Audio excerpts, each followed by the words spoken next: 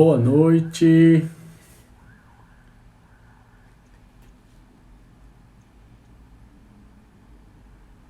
Boa noite, meus irmãos. Boa noite. Glória a Deus.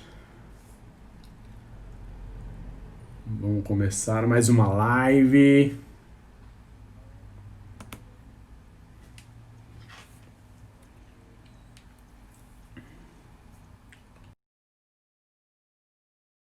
Glória a Deus.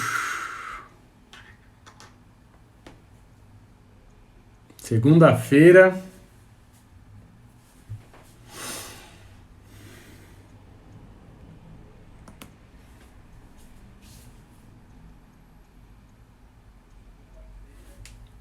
Glória a Deus, né? Fala, Lucas. Tudo bem? Como é que tá? Amor. Lipe. Tudo bem, gente? Boa noite, boa noite. Voltamos. Final de semana a gente deu uma parada, uma descansada. E a gente volta hoje e encerra amanhã, hein? Amanhã a gente acaba essa carta espetacular. Foi bênção, hein? Olha o livro de hoje. Vai ser pai? Caramba, meu! Que bênção, que legal! Que demais, que demais! Glória a Deus, filho é bom demais, é bênção demais, cara. Bênção demais. Herança do Senhor, Salmo 127, hein?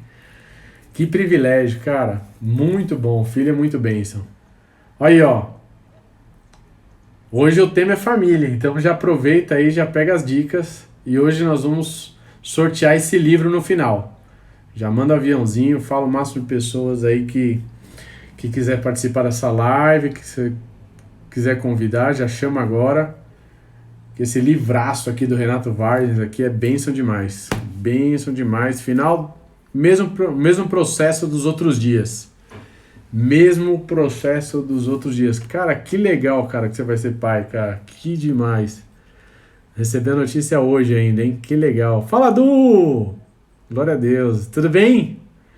Que bênção demais ver vocês aqui. Hoje é sobre família. A gente estava falando que é sobre família e olha o sorteio do livro de hoje, ó. Renato Vargens, hoje nós vamos sortear esse livraço aqui, Masculinidade em Crise.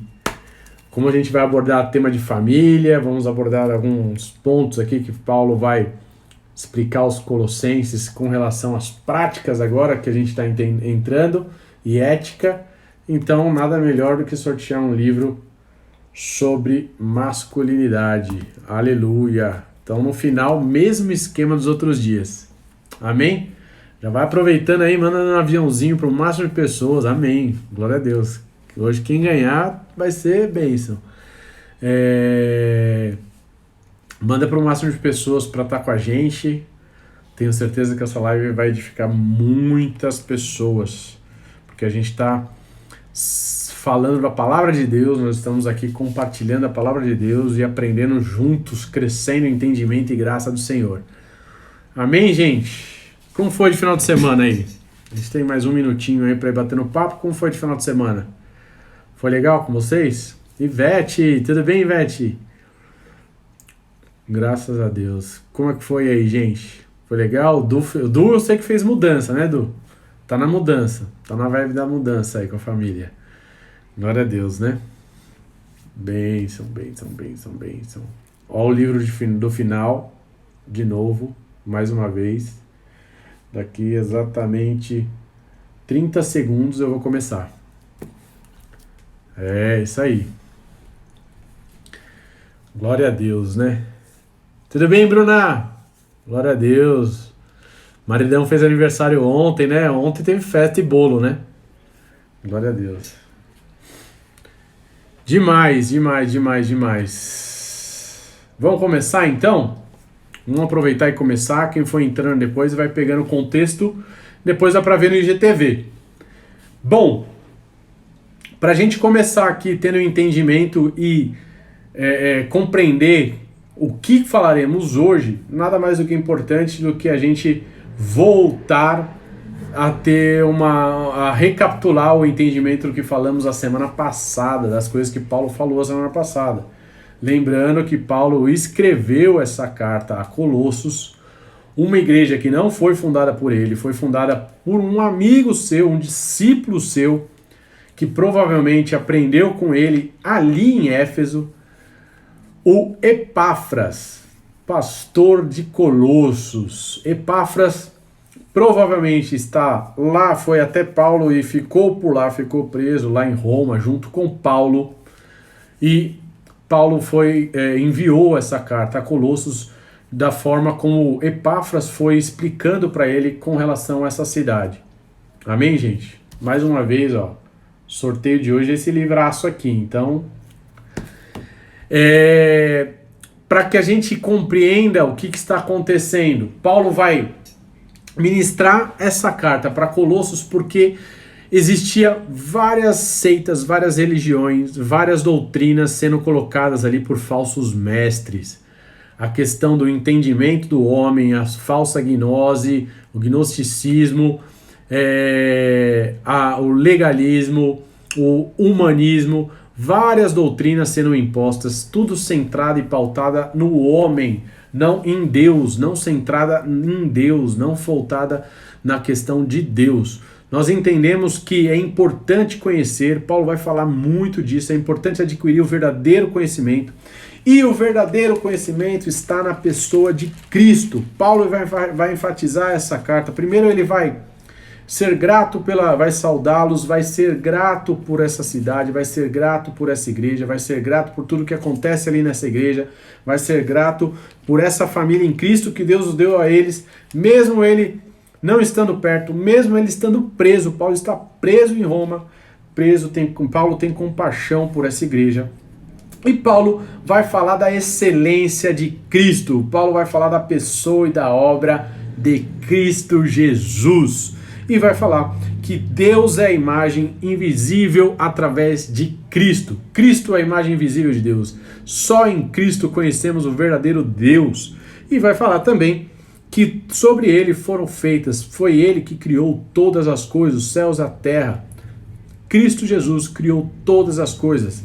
Ele era, ele é e ele está conosco. Porém, depois desses aspectos, depois de apresentar essas questões, Paulo então no capítulo 2 vai combater essas falsas doutrinas, vai combater esses pensadores, vai combater essas falácias, essa vã filosofia que vai tentar disseminar uma falsa doutrina dentro da igreja de Colossos. Então, Paulo, com cuidado, com amor e com zelo, por causa dessa igreja, vai ministrá-los para que a centralidade da vida deles esteja em Cristo Jesus. Que nós tenhamos uma vida centrada em Cristo Jesus. Jesus Cristo. Glória a Deus, Lucas. Que bênção que tem ajudado. Por isso a importância de nós entendermos para o que nós vamos falar hoje, sobre o aspecto que nós vamos falar hoje, que é a família. Hoje nós entraremos no contexto da família e do serviço. Então é muito importante a gente ter este entendimento. Cristo é a luz do mundo, Cristo é a luz que ilumina o homem, Cristo é o verdadeiro pleroma, é a plenitude do conhecimento e do saber. Só através de Cristo sabemos da onde viemos, para onde vamos e o que estamos fazendo. Amém, gente? Então, logo em seguida, capítulo 3, falamos das coisas que falamos a semana passada. Se estamos em Cristo, se pertencemos a Cristo, se fomos ressuscitados com Cristo, agora então, sobre essa ótica, devemos tirar a velha capa, tirar a capa do pecado, porque não pertence mais a nós.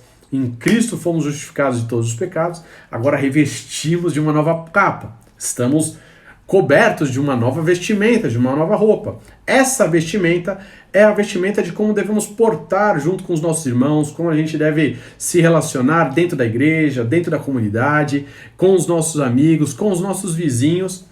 Então, Paulo vai falar da importância, mas sobre que base, sobre que fundamento? Sobre a palavra. Ele vai falar no verso 14, acima de tudo, porém, estejam o vínculo do amor. Lembra que nós fundamentamos, as cartas de Paulo são fundamentadas entre fé, esperança e amor. Então, sobretudo no amor, que é o vínculo perfeito, nós falamos, eu até dobrei um papel, falei do vínculo para exemplificar para vocês, e depois, logo em seguida, ele vai falar da questão de sermos edificados através da palavra de Cristo, que essa palavra habite em nós, que nós possamos ser enraigados, edificados na palavra de Cristo Jesus. Façamos tudo em nome de Cristo, pela graça do nosso Deus Pai. Então agora nós entraremos no aspecto familiar. Nós vamos entender qual é o relacionamento que um homem e uma mulher devem ter, que uma mulher e um homem devem ter, que o pai e o filho devem ter, que o filho e o pai devem ter, que o servo deve ter e que o escravo deve ter. Amém? Vamos orar antes disso? Pai, nós te louvamos, te agradecemos por tudo que o Senhor tem feito, por esse final de semana, por estarmos aqui nesse início de semana, juntos mais uma noite em devocional, para aprender em conhecimento e graça do Senhor, crescendo, Pai, para que o Senhor nos guie, nos oriente, nos ilumine, para fazer tudo conforme a sua vontade, os propósitos que o Senhor designou a cada um de nós. Eu oro para que o Senhor abençoe cada um dos meus irmãos que estão conectados conosco essa noite, que nós possamos ser verdadeiramente, Pai, ó Senhor, ó supridos, agraciados, iluminados, ó Senhor, crescendo em graça e entendimento essa noite, através da Tua santa palavra. Por isso, Espírito Santo de Deus, invada cada um de forma sobrenatural, que eles possam ser aquecidos pelo Senhor nessa noite, que eles possam ser renovados pelo Senhor nessa noite. No nome de Jesus eu lhe peço, Senhor, fala conosco através dessa ministração, no nome de Jesus. Amém e amém. Glória a Deus. Bom, olha só que espetacular. Estamos agora no capítulo 3, verso 18. Abra sua Bíblia, capítulo 3, verso 18, e diz assim: Esposas, que cada uma de vocês se sujeitem ao seu próprio marido, como convém no Senhor. Maridos, que cada um de vocês ame a sua esposa e não a trate com amargura. Filhos, em tudo obedeça aos seus pais, pois fazer isso é agradável diante do Senhor. Pais, não irritem seus filhos, para que eles não fiquem desanimados. Servos, obedeçam em tudo os seus senhores, aqui na terra, não servindo apenas quando estão sendo vigiados, visando somente agradar pessoas, mas com sinceridade no coração, temendo o Senhor. Tudo o que fizerem, façam de todo o coração, como para o Senhor e não para as pessoas, sabendo que receberão do Senhor a recompensa da herança. É a Cristo o Senhor que vocês estão servindo. E quem fizer injustiça receberá em troca a injustiça feita. E nisso ninguém será tratado com parcialidade. Senhores, tratem os seus servos com justiça e igualdade, sabendo que também vocês têm um Senhor no céu. Olha só que interessante. Paulo começa então essa perícope no verso 18 dizendo: Esposas, que cada uma de vocês se sujeite ao próprio marido. Essa palavra sujeite, hipotasso no grego, é exatamente o significado do que está dizendo aqui. Submissão, sujeição, sujeite ao marido. Mas, então significa, Anderson, que você está dizendo que a mulher tem que ser submissa ao homem? Sim, ao seu esposo. Por quê? Lembra que estamos vindo com a ideia de um cabeça. Colossenses está falando sobre o cabeça da igreja, apontando o cabeça, o guia, o pleroma, a divindade que guia e orienta o corpo, que é a igreja. Quem é esse cabeça? Jesus Cristo. Paulo então agora vai fazer, à luz desse entendimento, que Cristo é o cabeça, Cristo é o pleroma, Cristo é quem orienta e quem provê todas as coisas para o corpo.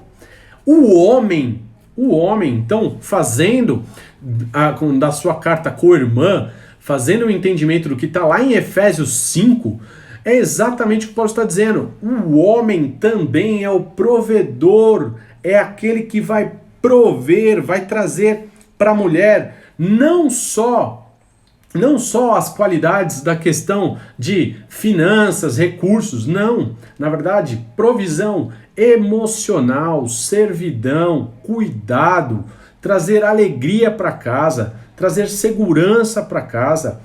Principalmente, Efésios 5 vai falar que, sobretudo, o marido lave a esposa com lavagem de águas, que é a palavra de Deus, trazendo, ele é o sacerdote do lar, aquele que tem como responsabilidade trazer, o que o sacerdote fazia antigamente? Trazer a palavra. Por quê? Ele é o Cristo comparado aqui. Dentro do casamento, o homem é comparado como Cristo, o cabeça.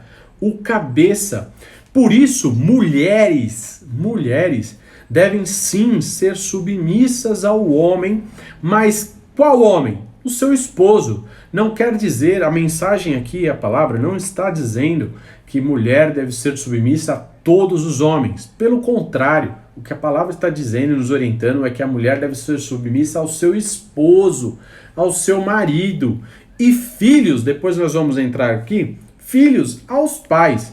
Então, se você ainda é solteira, se você ainda se encontra solteira, na qualidade de solteira, entenda que a sua submissão é aos seus pais, não a nenhum outro homem. Porém, no lar, no casamento, devemos entender a importância da mulher, sim, ouvir do homem, ser direcionada pelo homem, ser orientada pelo homem. Mas o que a gente não pode esquecer que essa visão, esse entendimento, ele está pautado e fundamentado em Cristo Jesus, pela ordenança de Cristo Jesus, estando na mesma visão e missão de Cristo Jesus. Não significa que a mulher deve desonrar a Deus para obedecer o marido. Pelo contrário, o que significa aqui é que as mulheres devem responder ao marido de acordo com a palavra de Deus, com a voz de Deus, através da palavra de Deus. A mulher não deve agir contra a palavra, pecando contra Deus. Amém? Devemos ter isso como fundamento básico para não pecarmos contra Deus. Porém, sobretudo, devemos honrar os nossos esposos, devemos honrar. Só que, para que isso se torne mais fácil de compreensão, precisamos ver o que se fala no verso seguinte, verso 19. Maridos, que cada um de vocês ame a sua esposa e não trate com amargura. O que Paulo está querendo dizer aqui? Maridos, que cada um de vocês ame a sua esposa, como lá diz em Efésios 5, ame a sua esposa como Cristo ama a tua igreja, a tua noiva. Se Cristo ama a tua noiva, se humilhando, servindo, se tornando servo dela, morrendo por ela numa cruz, qual é exatamente o maior exemplo que devemos seguir como esposos? Nós também temos a obrigação de se entregar, servir, se humilhar pelas nossas esposas, pelos nossos filhos, pelo nosso lar. A importância de nós como esposos, como maridos, amarmos a nossa esposa. E o que é amar, Anderson? O que é amar? Amar é uma entrega. Amar, ele não é uma troca, não é um objetivo com uma recompensa final. O amor, na verdade, é uma doação, é uma ação do homem que ele faz com o aspecto de que ele já foi agraciado, ele já recebeu tudo em Cristo, ele não precisa de mais nada, mas tudo que vem a ele agora parte-se da graça. Então ele faz pelo favor, pela gratidão, ele faz por amor. Precisamos ter o entendimento do real significado do amor, desse amor que está lá fundamentado em 1 Coríntios 13. um amor zeloso, um amor que não arde em ciúme, um amor que não se ira, um amor que traz paz, traz alegria. Amém? Precisamos desse amor verdadeiro, genuíno, meu amor de entrega. Amor de entrega. O que nós poderíamos trocar com Cristo? O que a gente podia dar para Cristo como noiva, como igreja? O que nós poderíamos oferecer para Cristo em troca de alguma coisa? Não. Cristo se entrega por nós, ele se doa por inteiro. Assim, nós como maridos, e agora eu quero falar em especial os homens, uma qualidade que nós devemos fazer em nosso lar, um objetivo importante, algo que nós devemos fazer no nosso lar. Atrair a presença de Deus, atrair o ensino, atrair a Bíblia, a palavra de Deus para nossa casa. Como nós fazemos? Lendo, fazendo igual como nós estamos fazendo hoje, um devocional no lar, fazendo culto doméstico. Uma das práticas que tem sido esquecidas nos dias atuais é o culto doméstico. Como nós vamos exigir, como nós vamos, não exigir, mas como nós vamos querer que as nossas esposas, os nossos filhos respondam a nós aquilo que nós aprendemos na palavra de Deus, aquilo que nós entendemos de Deus, o que é certo, o que é errado. Como que a gente vai esperar isso deles se a gente não os ensina? Se a gente não falar para eles, se a gente não ministrá-lo, não lavar a esposa com a palavra de Deus. Precisamos lavar as nossas esposas, orar com nossas esposas, ensinar as nossas esposas. Somos pastores em nossos lares. Devemos ser o verdadeiro pastor para nossa esposa, a segurança, o repouso. A nossa esposa não deve sair chorando por aí, pedindo desesperada. Não é que às vezes não seja necessário, mas é que ela deveria literalmente sair correndo aos braços do marido, porque ela sabe que ali está a sua segurança, ali está o seu porto seguro, ali ela tem firmeza. É isso que nós devemos fazer como maridos. É isso que nós devemos fazer. Por isso eu digo para mulheres, por isso eu digo para solteiras em especial, vocês olhem com calma. Busquem um homem que de fato seja fundamentado na palavra de Deus, que de fato tenha esses princípios, para que eles sejam verdadeiros homens que as sustente, não só financeiramente, porque entendemos, e depois poderemos abordar mais com relação a isso, mas entendemos que a mulher, por exemplo, de Provérbios 31, era uma mulher que ajudava o seu senhor, o seu marido, trabalhava ali. Nós vamos ver, por exemplo, Ruth, que é uma dessas mulheres como exemplo, ela também ajudava no lar. Não há problema da mulher trabalhar, ajudar com recursos financeiros. O problema é o homem, simplesmente, o que adianta ele trazer o recurso financeiro, mas ele não conseguir prover a mulher espiritualmente, não conseguir prover a mulher nas emoções, não conseguir dar para ela a verdadeira segurança, a paz emocional, a paz de espírito, não conseguir estabilizar, trazer um lar estável, que os filhos consigam crescer, não só em estatura, mas crescer em capacidade de conhecimento, crescer em harmonia, crescer em amabilidade. Então precisamos, como família, como pais, ser provedores principalmente da palavra de Deus. Porque em Cristo temos o verdadeiro pleroma, como aprendemos anteriormente. Em Cristo temos a verdadeira plenitude de saber e conhecimento.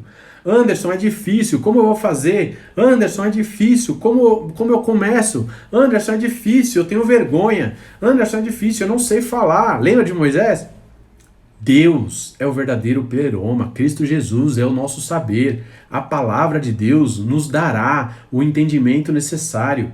Basta a gente ler e orar, basta a gente ler a palavra de Deus e dividir e compartilhar com os nossos. Automaticamente seremos enriquecidos por isso, seremos aquecidos por isso. Por isso, homens, entendam isso. Mulheres, não esqueçam, a mulher quando foi criada, ela foi criada para ser auxiliadora do homem. O que é esse auxílio? auxílio de ajudar e cooperar ao homem ao propósito que o homem foi chamado. Ou seja, não foi o homem que foi chamado, foi o casal, a família, o lar foi chamado pelo mesmo propósito. Não existe um maior que o outro. Os dois são um só corpo, uma só carne. E aí vai falar uma auxiliadora idônea. O que é idônea? Idônea é aquela pessoa que não trai, não divide, não separa, é fiel, fiel até a morte, é fiel. Vai remeter à ideia da fé que nós falamos aqui, da fidelidade. Nós, como igreja, somos fiéis, devemos ser fiéis a Cristo, devemos ser santos e buscar a santificação por causa do amor superabundante que nos alcançou de Cristo. Somos fiéis a esse Cristo. Esposa, devem ser fiéis, vocês devem ser fiéis a esse esposo, assim como os maridos devem ser fiéis, amar a sua esposa, para que ela não deve ser tratada com amargura. Não adianta eu servir a minha esposa, não adianta eu oferecer algo a ela e tratá-la com amargura. Ser amargo. Trouxe o recurso, comprei algo para ela, beleza, fiz alguma coisa, lavei a louça, mas ser ríspido, ser amargo. Não adianta, não adianta. Devemos tratar em paz. Devemos tratar em paz. Devemos clamar ao Senhor que o fruto do Espírito nos sustente, nos ilumine, para que transborde em nós esse fruto e para que a gente exale amor, temperança, longanimidade, benignidade. Amém? Que a gente transborde alegria, que a gente seja manso dentro do nosso lar, que a gente ofereça as qualidades que são providas pelo fruto do Espírito. Nós precisamos exalar essas qualidades, irmãos. Então, logo em seguida a isso, com todo esse contexto e entendimento do lar, da criação do lar, a estrutura do lar, a importância de nós fazermos um culto familiar, da gente voltar a ter um tempo de família, de oração, né? Pedindo que os nossos filhos às vezes orem,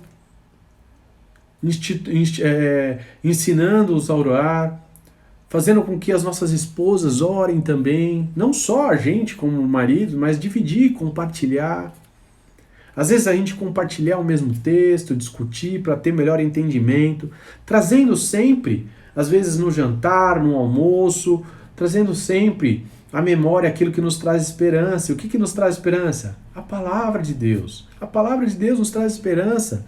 Isso vai nos aquecendo, vai tirando as coisas ruins do dia a dia, do trabalho, as coisas que acontecem na economia, na saúde, lá fora, que tanto vão nos minando, vão deixando a gente abatido, meio triste, a gente vem para casa meio angustiado, mas essas coisas vão trazendo esperança, vão renovando os nossos corações. E aí, verso 20, então, agora, os filhos vão entrar em ação.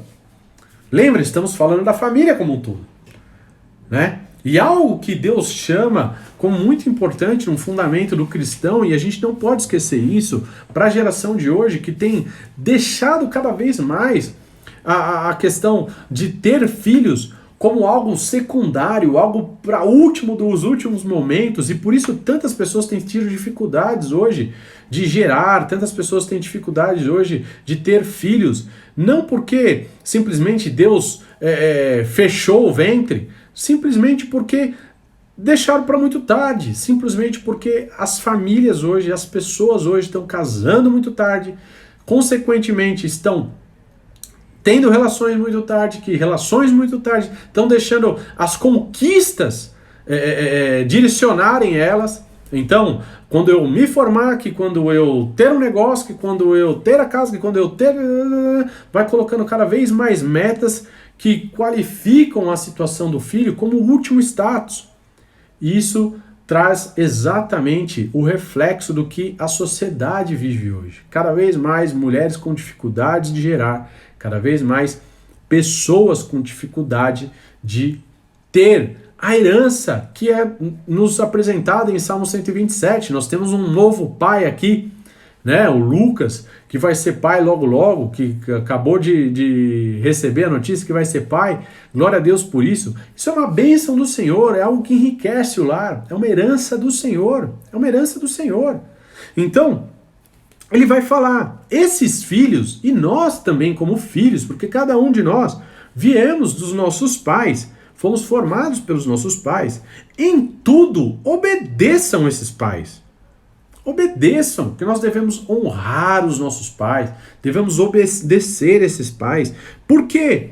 Pois faz isso, é agradável diante do Senhor. Quando honramos nossos pais, quando abençoamos os nossos pais, né? Quando nós reconhecemos a sua autoridade, é como se a gente reconhecesse a autoridade de Deus, a autoridade de Cristo. Porque quem é o formador da família? Quem instituiu a família? Não é a instituição, não são as organizações, não é os governos, não são os líderes do governo, não foi Moisés na lei, não foi Noé. Quem instituiu a família, quem criou o primeiro homem e a primeira mulher, foi Deus. Deus é o autor, quem instituiu a família foi Deus, quem criou a família foi Deus, e foi sobre a família que Deus também instituiu a base da fé, a base cristã. É sobre a família que nós temos um entendimento completo da igreja e Cristo, do relacionamento que Cristo tem com a igreja. É sobre as famílias que Deus foi fazendo promessas, alianças. Nós temos aí Noé, nós temos primeiro Adão e Eva, depois nós temos Noé, depois nós temos Abraão, né? E a sua esposa, nós temos os seus filhos, depois nós vamos ter as gerações, temos Israel como apresentada como se fosse a noiva, a mulher de Deus, depois vamos ter a igreja como a mulher de Cristo. Então nós vamos vendo que é sempre uma conotação familiar, uma ideia familiar, uma identidade que reflete, para que a gente entenda, compreenda de fato, é a família. Então quando olhamos para os nossos pais, entendemos a importância, porque é como se olhássemos para Deus. O pai para o judeu daquela era, o pai para o israelita no Antigo Testamento, era exatamente esse entendimento que eles tinham. Quando eles olhavam para um israelita, chegando no seu lar, quando ele estava chegando, os filhos já estavam à frente ali das cabanas, das tendas, desesperado, esperando o pai que chegava da caça ou da lavoura, porque eles iam saber através do pai os ensinos sobre Deus, o ensino sobre o que aconteceu no mundo, o que está acontecendo, quais eram as ações com relação aos recursos, da onde vinham os recursos, como ele que trabalhou para prover. Então eles estavam desesperosos, porque o pai era quem trazia a verdadeira informação, supria a família de todas as coisas, e havia um respeito sobre esse líder, havia um respeito sobre esse cabeça. Então nós precisamos voltar a esses princípios de honra aos nossos pais, honra ao pai e à mãe, honra aos nossos pais, certo? E aí, com essa ideia, agora vai com relação aos pais com os filhos. Verso 22. Pais, não irritem os seus filhos, para que eles não fiquem desanimados. Olha só que interessante. Nós agora, como pais, não podemos irritar os nossos filhos. Não podemos trazer para os nossos filhos as mesmas questões que colocamos para as mulheres, que é a relação da amargura. Não podemos transmitir estresse porque algo deu errado no nosso trabalho, no nosso dia a dia.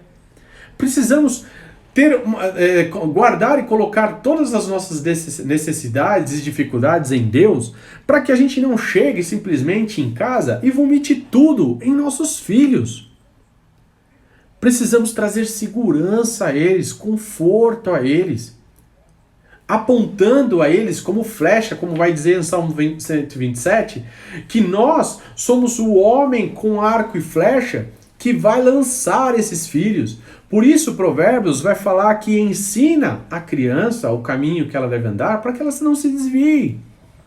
Precisamos ensinar desde cedo, direcionar o caminho, aliando, mas sempre, que caminho, que vontade? Da palavra de Deus. Da palavra de Deus. Com amabilidade, com respeito. Da mesma forma que queremos respeito dos nossos filhos, devemos respeitá-los, respeitar o seu tempo. Devemos entender as coisas que se passam naquele momento, as dificuldades que ele encontra, ajudá-los. Assim, quando eles eram pequenininhos, que nós o ajudamos a ficar de pé, a dar os primeiros passos. Durante também, quando eles já estão mais maduros, já conseguem andar sozinhos, já conseguem escrever, já conseguem fazer os cálculos. Não podemos esquecer que ainda devemos segurar, como se estivéssemos segurando em suas mãos, ajudando para que eles consigam a encontrar o verdadeiro caminho, a verdadeira luz, para que eles não sejam orientados por falácia, como estudamos há dias anterior, não sejam falsamente guiados por mensagens errôneas, mensagens gnósticas. Devemos orientá-los, conduzi-los, ajudá-los.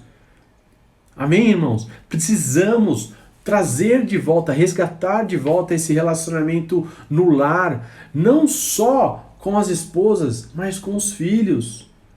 Precisamos, como homens, como cabeças, devemos ajudá-los a fortalecê-los, prepará-los para que eles se tornem homens e mulheres maduras, fundamentadas na mesma pedra angular que estamos hoje. Esse é o nosso propósito como pais. Esse é o nosso propósito. E aí, olha só que interessante eu quero falar para vocês aqui. Nesse verso 21, vai falar desse pais. Olha só o que a tradução está mostrando para mim. A tradução, se a gente pegar, por exemplo, no inglês, por exemplo, quando eu vou traduzir, né, quando a gente vai falar de pais, nós vamos falar pai, né? No singular é pai, eu sou um pai. Quando eu for falar de pais, mãe e pai, eu vou falar pais. Então eu entendo que pai e pais é a mesma coisa. Se eu falar dois homens pais, é pais. Se eu falar um homem pai, né, é pai. Se eu falar um homem e uma mulher, é pais. Então, em qualquer conotação, né, para o nosso entendimento em português, pais tem a mesma palavra. Porém, se a gente for aqui mais para cima, na América do Norte, nós vamos entender que pai é father, certo? Se eu falar sobre dois pais, é fathers, ok? Agora, se eu for falar sobre pai e mãe, eu vou falar de parents, ok? Então, existe uma diferença, não são iguais, né? Nós temos uma diferença aqui. Nesta passagem aqui, no grego, é exatamente a mesma ideia. A mesma ideia. Por quê? Pais, no plural, pai e mãe, é parents. Parents, certo? E aí, perdão, eu tô falando inglês. É pathers, certo? Agora, se eu for falar só... perdão, eu errei. Pater é só pai. Agora, se eu for falar pai e mãe, é gonés. Gonés. Então, pai e mãe é gonés. E só o pai, o único pai ali, é pater. Pater. E o que a mensagem está mostrando? Pater. Então, lendo de novo o versículo, olha isso. Pais, não irritem seus filhos para que não fiquem desanimados, para que eles não fiquem desanimados. Tá falando para mim e para você, pai. Tá falando que é nossa responsabilidade ensinar, discipular, acalmá-los, não irritá-los. Era o pai no Antigo Testamento e também no Novo Testamento que instruía, discipulava e ensinava. É uma responsabilidade nossa paterna. Precisamos amá-los e discipulá-los. Não podemos esquecer desse fundamento. Não podemos esquecer desse fundamento. E então, com esse entendimento, com essa visão que Paulo está dando, então a gente está alimentando o nosso entendimento cada vez mais à luz de Cristo agora. Já não somos mais movidos por falácias, por uma falsa filosofia, uma vã filosofia, um falso entendimento. Nós estamos sendo fundamentados no verdadeiro entendimento que está em Cristo Jesus. Cristo está nos iluminando, através da tua palavra está nos revelando essa noite. Então agora, sobre esse entendimento da família, como a família deve agir, como o marido deve agir, como a esposa deve agir, como um casal deve orar junto, deve ter as visões, os pensamentos, decidirem juntos para o propósito fundamentado em Cristo, sobre os fundamentos que Cristo estabeleceu o lar. Eles devem decidir as coisas juntos, devem amar uns aos outros. Com esse contexto e com esse entendimento, nós entraremos então agora com as questões do servo, com as questões do trabalho, com as questões da profissão. Por isso, Paulo vem construindo para que a gente vai adquirindo conhecimento e vai trazendo mais luz para os fundamentos que ele vai apontando futuramente, vai colocando na sequência dos textos. Vamos crescendo em entendimento e graça do Senhor. É assim que funciona o contexto da mensagem. Por isso precisamos, é muito importante a gente ler a sequência, por isso é muito importante a gente entender o contexto do texto, para que a gente vai crescendo em entendimento e graça, em conhecimento, para que a gente não fique pego de surpresa. Amém, gente? Nós precisamos ir crescendo, certo? Então, agora nós entramos na conotação do servo. E verso 22 vai falar: servos, obedeçam em tudo os seus senhores aqui na terra, não servindo apenas quando estão sendo vigiados, visando somente agradar pessoas, mas com sinceridade do coração, temendo ao Senhor. O servo aqui, a gente não pode esquecer que esse servo não é a ideia de servo que nós temos hoje, de um funcionário, de uma pessoa que trabalha no lar, que recebe o seu salário, que tem os seus direitos trabalhistas e blá blá blá, bliblibi, blá blá blá. Este servo aqui, na verdade, a tradução correta é escravo, a ideia é escravo, ele é escravo. Então, o escravo, obedeçam em tudo os seus senhores. E para que a gente entenda a função e a ideia de escravo da época, o que era? Da onde vinham esses escravos? Alguns, eles vinham de guerra, eram dominados por povos, cidades. Se a gente pegar principalmente no Antigo Testamento, a gente vai ver muito isso, conquista. O povo de Israel foi por um grande período escravo. Também vamos ter pessoas que nasceram já escravos. Nasceram escravos, que nasceram na escravidão. E vamos ter também os vendidos, aquelas pessoas que ou foram vendidos por dívida, ou elas mesmas contraíram dívidas e não conseguiram pagar e se tornaram escravos. Na própria lei nós vamos ver a respeito disso. Então, as pessoas que estavam aqui em servidão eram escravas. Elas, de certa forma, eram praticamente obrigadas a fazer aquilo por causa ou de uma dívida, ou por causa de um domínio de um povo, ou porque nasceu escrava, literalmente. E exatamente como o Lucas apontou aí, nós temos aqui um dos mensageiros que levou essa carta, Onésimo. Onésimo vai levar essa carta também para os Colossos, mas ele está indo em direção a Filemon. Por que ele está indo em direção a Filemon? Porque Filemon é o seu senhor. Então, olha só, um escravo que provavelmente tinha roubado o seu senhor e fugido, em Roma vai se encontrar com Paulo, se converte, então esse servo vai voltar ao seu senhor. Olha só que mensagem interessante, como é importante nós entendermos o que está acontecendo na história, que enriquece mais ainda o nosso entendimento. Então, o que vai acontecer aqui? Ele vai falar que a gente deve servir, que os servos, que esse escravo, fazendo uma analogia para nós hoje, no fundamento de nós hoje, nós devemos servir não apenas quando eles não estão vendo, quando eles estão perto, perdão, quando eles estão à nossa frente, mas devemos servir mesmo de longe. Mesmo de longe. Porque se a gente for lendo mais para frente, verso 24 e 25, nós vamos entender que nós não servimos simplesmente aos nossos patrões, nós não servimos simplesmente aos nossos clientes, nós servimos a Cristo, nós servimos ao nosso Deus antes de todas as coisas, nós servimos ao Pai. Precisamos literalmente compreender a importância de que não estamos servindo a homens, mas servimos a Deus. Cristo veio como servo excelente. Cristo veio como servo, ele não precisava servir ninguém, ninguém tinha como pagar o preço que ele pagou. Ninguém tinha como pagar o serviço que ele ofereceu, mas ele serviu com zelo e obediência.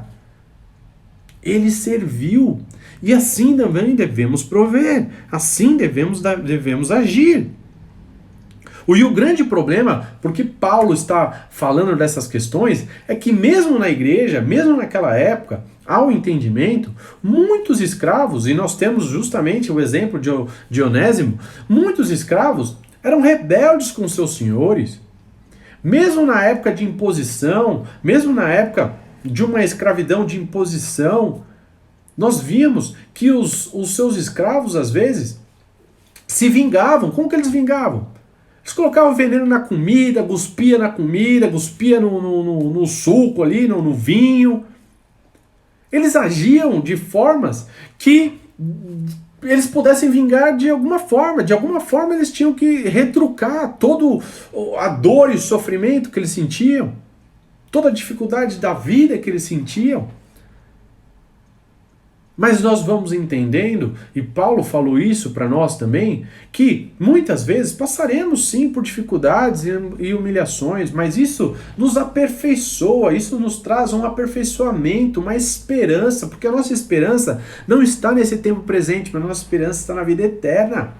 Não somos. Lembra que nós falamos do revestir? Eu falei no início, falamos na sexta-feira, somos revestidos de uma nova capa, de uma nova vestimenta. Então não agimos mais como no passado, certo? Não respondemos mais como no passado. Agora agimos de forma diferente. Então, tudo o que fizerem, faça de todo o coração, como para o Senhor, e não para as pessoas. Faça para o Senhor, faça para Deus.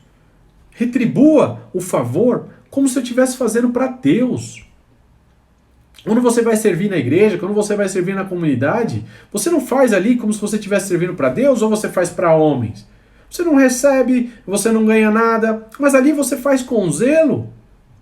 Então, por que no seu trabalho, no dia a dia, principalmente na onde você recebe, você não devolve aquilo em amor, em alegria, com zelo, da melhor forma? Dê bom testemunho. Muitas pessoas vão conhecer a Cristo através dos nossos testemunhos. Vão ser chamadas a Cristo, lembra que nós falamos do chamamento? Vão ser chamadas a Cristo através do nosso testemunho. Então, precisamos já ser discipuladores com a boca fechada. E quando abrir a boca, falar desse evangelho verdadeiro. Porque aí eles vão perguntar pra gente, nossa, mas por que você é assim tão... Nossa, você é tão pontual, você faz tudo direito, você não sei o quê. Porque eu tenho o princípio cristão. Porque a minha base é fundamentada em Cristo Jesus. A minha família foi doutrinada e direcionada em Cristo. Eu creio num Senhor que está acima de todos os senhores. E Ele me faz ser um servo, ser um empregado zeloso. Então nós temos a oportunidade de pregar o verdadeiro evangelho. Então precisamos, como servos, ser luz no mundo, ser sal na terra, verdadeiramente fazer a diferença em famílias, mas também como cristãos no dia a dia, na sociedade. Como que a gente quer fazer uma revolução na sociedade? Como que a gente quer fazer uma revolução no governo? Né? A gente tem um falso entendimento, achando que, não, é só mudar o político. De 4 em 4 anos, políticos mudam. De 4 em 4 anos, muda o partido político, muda o político da bancada. Cada ano, entra ano, sai ano, vai mudando, vai mudando, vai mudando. E o que muda? Parece que vai cada vez piorando mais. Por quê? Porque não mudou nada, na verdade. A impiedade ainda está no mundo. Porém, quando nós, como cristãos, de fato, não saímos para discutir, para falar de uma ideologia partidária política, mas falarmos do testemunho do evangelho, do verdadeiro evangelho, trazendo harmonia, paz, dando bom testemunho como servos, como funcionários.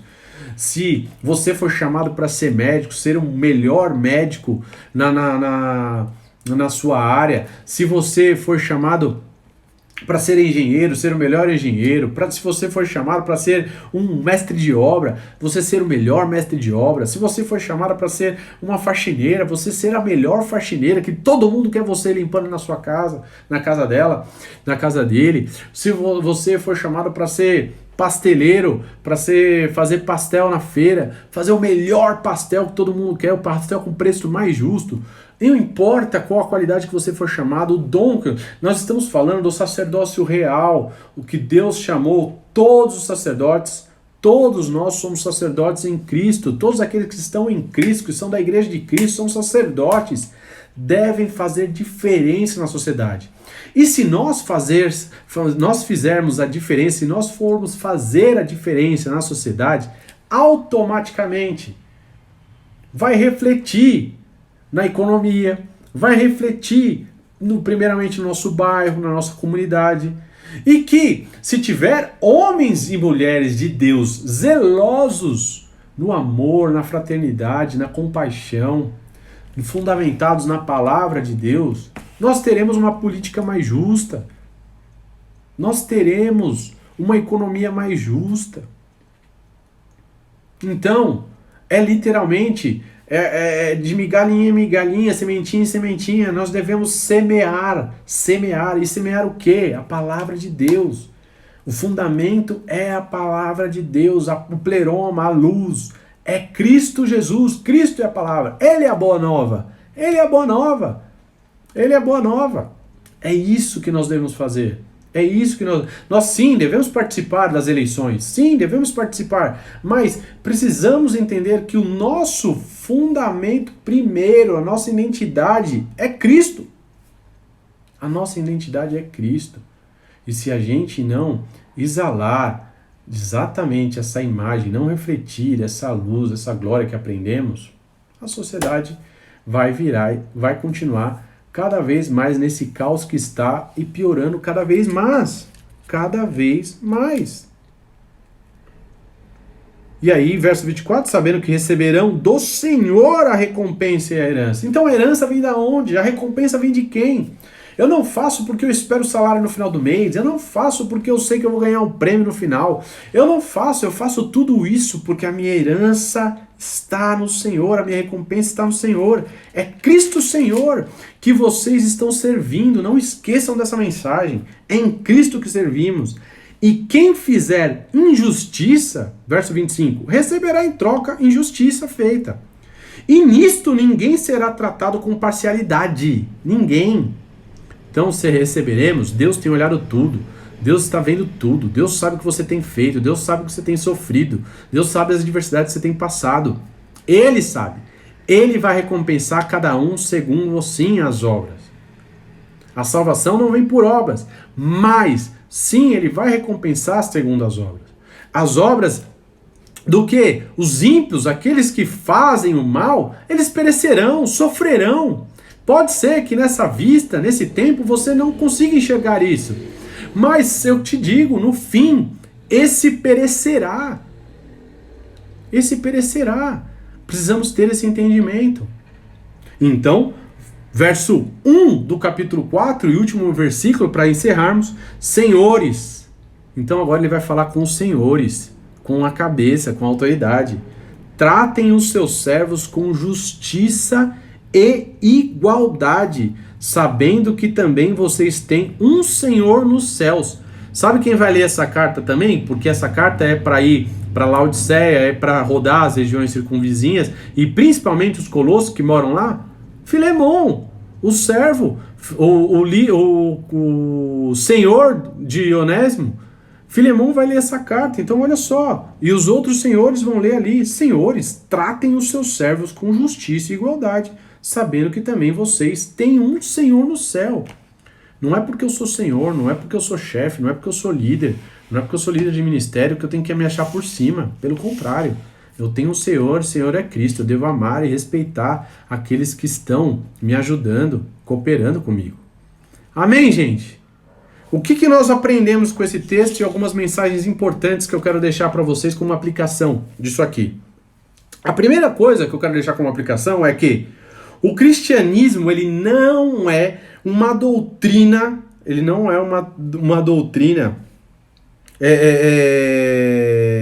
que nós vemos aí, que nós entendemos, que nós aprendemos simplesmente, que diz respeito só ao que é correto. O cristianismo, ele não veio fundamentar no nosso entendimento só o que é certo, o que é bom. Não.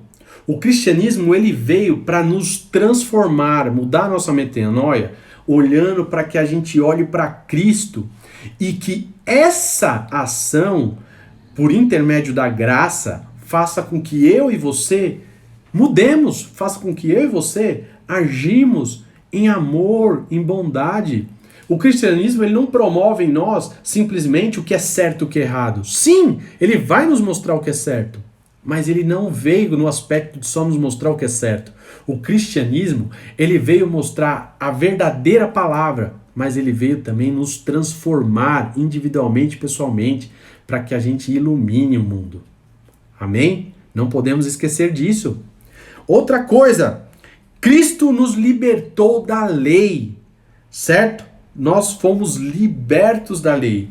Porém, por mais que eu e você fomos libertos da lei, há uma mensagem de Philip Yancey que diz assim: a lei nos leva a Cristo para sermos justificados. E Cristo nos leva de volta à lei para sermos santificados. O que a lei está fazendo aqui? O que a palavra está nos mostrando?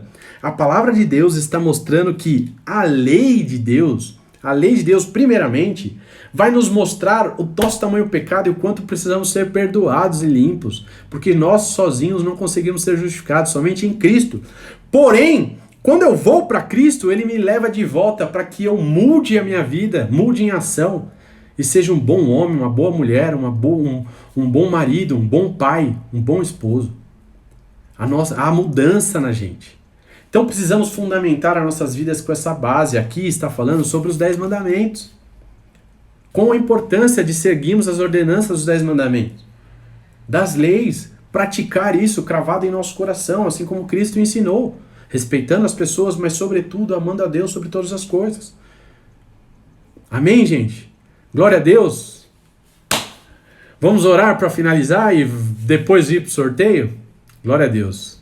Pai, nós te agradecemos por esse dia, por essa live, por tanto que aprendemos com relação a famílias e a servidão nessa carta de Colossenses, Pai, e como isso tem alimentado as nossas vidas. Eu oro que o Senhor abençoe cada casa, cada lar, cada servo, cada serva, cada filho, cada filha aqui, que eles possam, Senhor, através desses fundamentos, verdadeiramente se refletir a Tua glória, ser capacitados cada vez mais pelo Teu Espírito, Senhor, e iluminar, Pai, as suas casas, os seus lares, o seu trabalho, em cada lugar, Pai.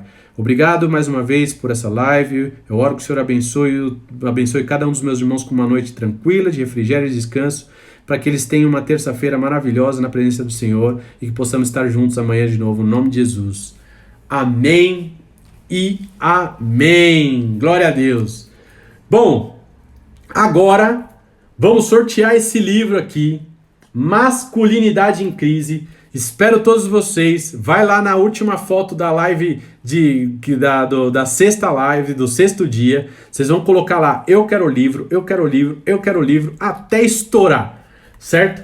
Quanto mais vocês colocarem, mais vocês vão conseguir ganhar. Muito obrigado por estarem conosco. Eu quero dar um abraço a todos aí, certo? Quero dar um abraço pra Kati, quero dar um abraço pra Pati, pro meu amor, a Kati, lá do Boas-Vindas, gente boníssima, o Lucas, a Ivete. Quero mandar um abraço para todos que estão aí, o Ainda, meu professor, glória a Deus. Quero dar um abraço para todo mundo, né? O Gilmar, glória a Deus. Gente, faltam 18 segundos, 16 segundos, 15 segundos.